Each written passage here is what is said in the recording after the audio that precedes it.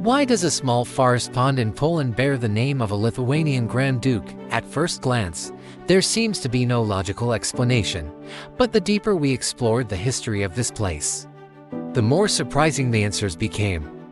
We are in Lower Silesia, in southwestern Poland. Here lies the spa town of Szczawno-Zdrój, whose history stretches back many centuries.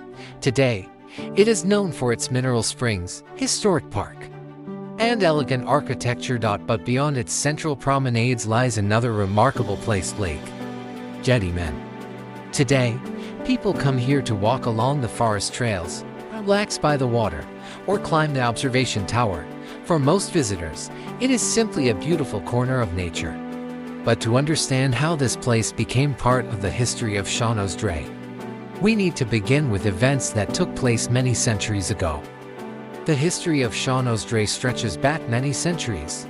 The first written record of the settlement dates to 1221, when it was known as Salisborn. At that time, this was not yet the elegant spa town we see today. It was a small settlement surrounded by hills, forests, and streams, where natural mineral springs already flowed as springs that would later make this place famous. The healing properties of these waters were known as early as the Middle Ages. One of the mineral springs was first mentioned in written records in 1385, long before Szczawno-Zdrój became one of the region's best-known spa resorts. For centuries, people came here not for scenic walks, observation towers, or beautiful landscapes. They came for the water. And it was these mineral springs that gradually shaped the future of Szczawno-Zdrój. As Szczawno-Zdrój developed, it became more than a place for medical treatment. People came here not only to improve their health, but also to relax, enjoy long walks, and spend time surrounded by nature. As the spa grew, new buildings appeared, parks were created, and walking paths gradually extended into the surrounding hills. For visitors, the natural landscape became just as important as the mineral waters themselves. Fresh air, shaded paths, and beautiful views all became part of the spa experience. As the spa continued to grow, so did its surroundings. At the beginning of the 20th century, a golf course was established on one of the nearby hills.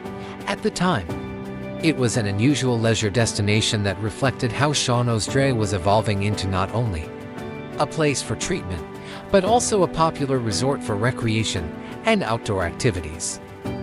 Near the golf course was a small pond. At first, it was simply part of the landscape grounds surrounding this new recreational area rather than a destination in its own right. Only decades later would this quiet corner gain its own name and become one of the best-known places in the surroundings of Szczawno-Zdrój. The pond was not created by chance. It was part of a carefully planned golf complex. In 1924, underground water reservoirs and an irrigation system were built beneath the nearby hills to maintain the golf course, and the pond became an important part of that entire system. After the Second World War, Szczawno-Zdrój entered a new chapter in its history. The golf course gradually disappeared, but the small pond remained. In the early 1980s, the area around the water was cleaned and arranged again. The forgotten pond became a place for quiet recreation, surrounded by forest and away from the busier parts of the town. Today, this body of water is marked on maps as Lake Gedymina. But where did that name come from? And why is such a small forest pond called a lake? To answer those questions, we need to look beyond the water itself and explore the landscape in which it lies. The lake is located on Park Hill, a wooded hill that is now better known as Gedymina Hill. However, it has not always been known by that name. Throughout its history, the hill has been called by several different names, each reflecting a different period in the history of this place. In the German period, the hill was known by several different names. At various times it appeared on maps as Hospital Hill, Weaver's Hill, and Park Hill. Today, it is known as Gedymina Hill. Why this mountain was given the name of Gedymina is not known for certain, according to one of the most widely accepted local historical traditions. The modern name appeared after the Second World War. At that time, many Poles were resettled to Lower Silesia from the eastern territories of pre-war Poland, including the region around Vilnius, which is now the capital of Lithuania. The name Gediminas is associated with the Grand Duke of Lithuania, who ruled in the 14th century. He is regarded as the founder of the Gedymina dynasty, and during his reign Vilnius became the capital of the Grand Duchy of Lithuania. According to this tradition, the mountain may have received its new name in memory of the homeland left behind by many of the new settlers. Thus, the name of Grand Duke Gediminas became associated not only with the hill, but also with the small forest pond. And this is where the answer to the question we asked earlier becomes clear. Although it was historically a pond, over time it became known by the Polish name **Jeziorko Gedymina**, which literally means **Gediminas Little Lake. Gradually, this name became the one most commonly used. Today, many visitors who come to Lake Gedymina continue their walk along the forest trails before climbing the observation tower on top of Park Hill.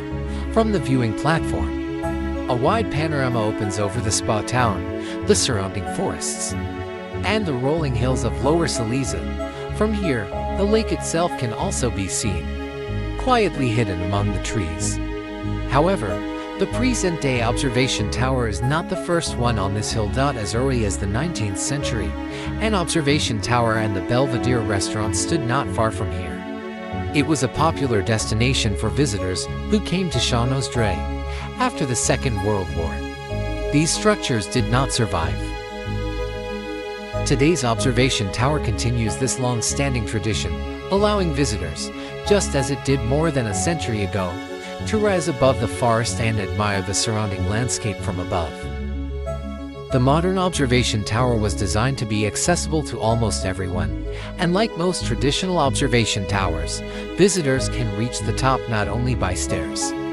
The viewing platforms are connected by a gently winding ramp nearly 300 meters long, allowing parents with strollers and people with limited mobility to enjoy the panoramic views as well. In this way, the story of this place continues today, making one of the finest views over Szczawno-Zdrój accessible to everyone. Today, this quiet corner of Lower Silesia is much more than just a place for a walk. It reminds us that even the most unassuming places can preserve stories that thousands of people pass by without even discovering. Perhaps one day you will want to experience places like these for yourself. Not just to read about their history, but to visit ancient castles, explore historic towns, and walk through museums where the past is still alive. If you're planning a journey like that, you'll find a link in the description below where you can book tickets to museums, castles, and other historical attractions across Europe. Thank you for watching.